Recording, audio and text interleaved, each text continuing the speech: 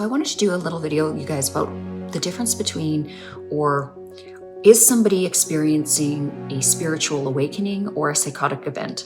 And again, it's kind of difficult in our modern environment in terms of trying to figure out what's happening within your mind. And, are you having a metaphysical or transcendental experience, which is essentially the expansion of your consciousness, tapping into energies that we don't normally perceive in the third dimension?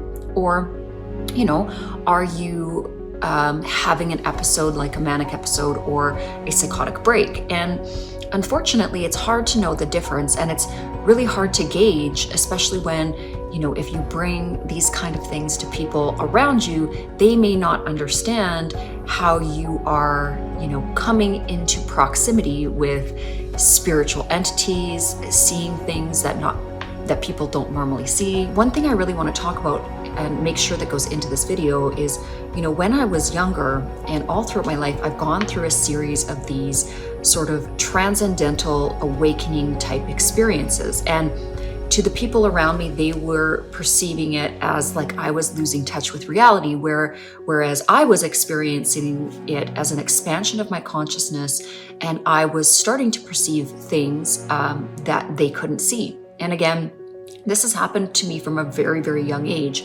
Even from an infant, I was, I could see things and, light beings and different entities and energies that the rest of the people around me couldn't see. And to them, that was an uncomfortable thing. And they thought I was a child with a very big imagination.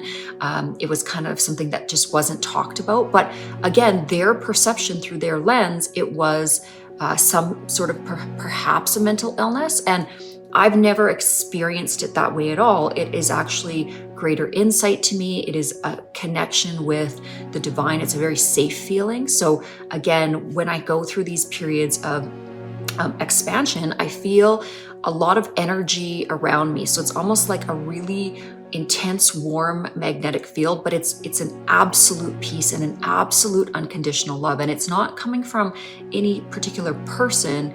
It's an energy field that I am perceiving. And again, it's the most beautiful, blissful experience I've ever been able to experience in a body. So again, I don't think, and another clarifier, I was never on drugs or anything like that when these things have happened. It's just, like I said, a very specific expansion of my consciousness. And this is really the first time I've taken the time to speak about it, because again, whenever I had brought it up in my younger years, it was just like the people that I would bring it up to seemed to be very scared of these concepts, because it challenged logic, it challenged the things that they could physically see, taste, touch, hear, smell.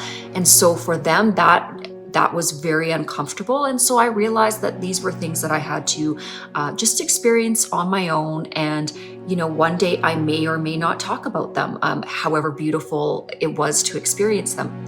The other thing I would say is that the amount of really fundamental knowledge that I've been able to accumulate by going into this state, and again, it was nothing that I brought on myself specifically. It was something that, depending on what the environment was around me, it just sort of popped into my life. Even as when I was a young child, like very small, like 1, 2, 3 years old, where I could really not even communicate, I had these experiences. And so again, I don't know that it was anything that I was doing specifically. It was more I experienced it more so as a form of teaching.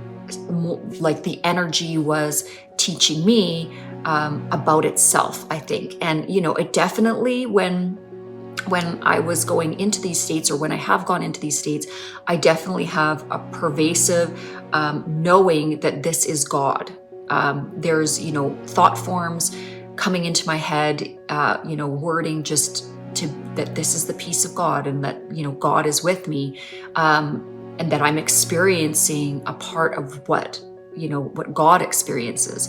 So not that makes me special. I really want to clarify that. I'm not saying I'm special in any way. I'm just trying to explain that we shouldn't be afraid of new experiences that our brains are opening up to. And I think that we shouldn't be so quick to deem it a mental illness, and have more dialogue around that before we, turn to fear when we are experiencing something that is unknown to us.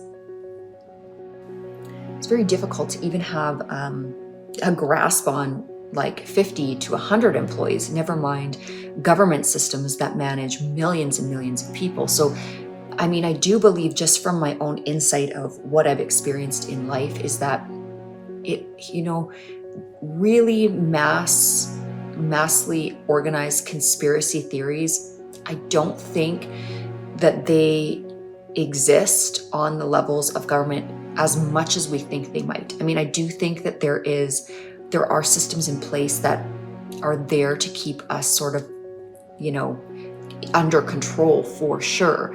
But I think, again, just when you think of different corporations and different government agencies, it's absolutely impossible to control the minds of all of the people. You have whistleblowers, you have people that come out and say, this happened or that happened. And there's just too many individuals to really, at like a mass level, control everything. Now, there is the possibility for sure that in the future, if we were microchipped or something like that, a semblance of mass control definitely could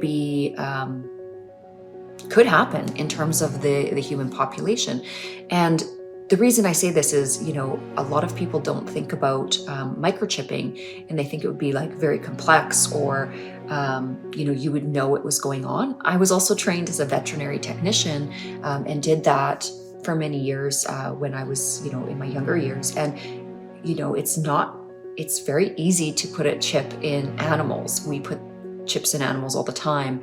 And it's a very, very simple process. So we've been doing it animal population in the veterinary world for many, many years. So I don't understand how human beings think that it would be such a transference to then go ahead and do something like this in the human population, known or unknown.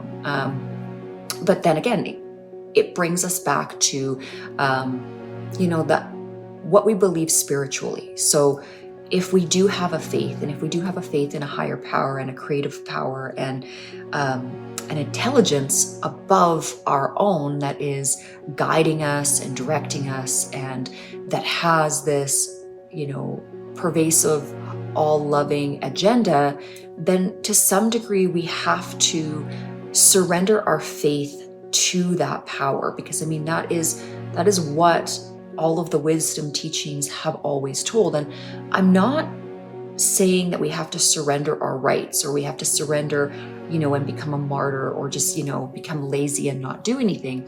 I think what I mean by surrender is to let go of fear. So to let go of fear of judgment, let go of fear of persecution, to be authentically who you are, and let go of fear of what thoughts might be coming into your head. Unless, and here is the sort of dichotomy to that, is unless the thoughts that are coming into your head are extremely fearful thoughts. So if you are having thoughts of self-harm, if you're having thoughts of harming others, any kind of attack for others, hurting life itself. The benchmark for me is always that if you are of sound mind, in the most sound, peaceful, graceful state of consciousness to be in, is one that is all loving and protective of all beings, all life, and all humanity. And that is always the most equally calibrated, formation to our thought world as possible. But again, like I said, if your thoughts are going to a darker place, and you are thinking of really negative thought forms, that is a case where you definitely would want to involve others, friends, family, the medical community. And again, so here's another viewpoint, okay? Because again, this video is, really, is it a spiritual awakening, or is it a psychotic episode? And I did study psychology and abnormal psych in university as well. I found the study of psychology extremely fascinating, and what can happen within the human consciousness. And then again, as well, throughout my experience here on planet Earth, I've witnessed family members go through the medical system in terms of their mental health and what is presented to them, what that system looks like. So I want to give a little bit of insight into the information I've gathered over the years and help to really maybe foster a sense of equilibrium, understanding, knowing when is the right time to reach out if you are struggling with mental health, and when it might be cause to maybe consider that you might be tapping into higher dimensional reality and you might be having something that's called a spiritual awakening. And so if I would classify a spiritual awakening, because I feel I've gone through this process a few times in my incarnation, and essentially how I felt it to be was an extreme sense of pervasive love around me. So it was almost like a near-death experience. So very similar, only I had not died. It was just almost like heaven had come to earth. So very, very extreme experience of peace and love and tranquility within my being and my beingness. And there was nothing external that should have precipitated that. So actually, a lot of the stuff on the outside maybe wasn't ideal. I wasn't in my ideal circumstances, yet I had these beautiful experiences where I was able to sort of see beyond the veil. I could see light beings, I could see entities. And again, at first, the first time this happened, and to really qualify this, the first time it happened was, all throughout my childhood, I was always seeing these things. And so I did not necessarily understand what it was when I was a child, but when I was young, I didn't really feel fearful of it. I felt very protected and very comfortable with the energies that were around me and the information that I'm going to call them entities, but you could also look at the other side of the coin, because again, I want to always look through a logical lens as well. And I've studied a lot about this. So the other side of it could be also a child with a big imagination, okay? A child that was able to really utilize one's mind's eye and almost very much so projected into reality and physically see things that others couldn't see. However, the unique thing that I've noticed as I've gotten older was I was able to see those things when I was younger, but they actually happened in larger society and in the world. As I've grown, the things I've seen as a little child have happened. So that's what kind of has triggered me back to, okay, so if these things are actually happening, then maybe those things that I did see had a real reason and had a real purpose in what they were pre-teaching me about, pre-warning me about. And again, I'm not at the stage where it makes me nervous anymore. I'm just inquisitive and always operating from a dualistic perspective, because what I've also learned is that fools rush in, essentially. When you make a snap decision about any circumstance or any thought form, or you make an assumption, it can get you into trouble. So I always like to look at all of the aspects of it and really, plot the things on my chart and make sure that I have concrete evidence before I start speaking about any of these experiences.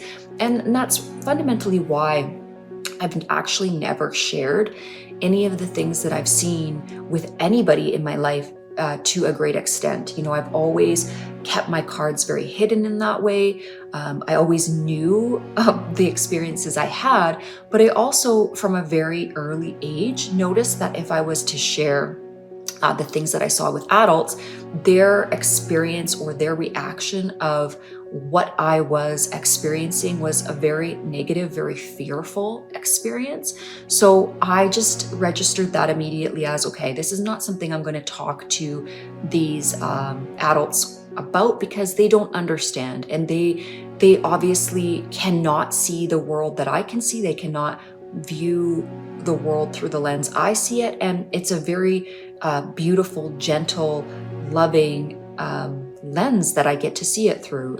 Almost, and again, I would call it almost a divine lens, and not that I am in any way special. I want to really clarify that, because I don't believe in this idea, so to speak, of the chosen ones. Like, I've seen this on YouTube quite a bit, where people are talking about chosen beings or chosen humans. And I think this is a slippery slope, and I'll tell you why. Because if we elevate ourselves at any point over any other life form, we are stating that we are in a power position to be able to somehow wield some sort of an ideology on them, or take power over them, or somehow that we are better than the other. And this is not anything that has been taught to me through the different visions and experiences and spiritual guides that I've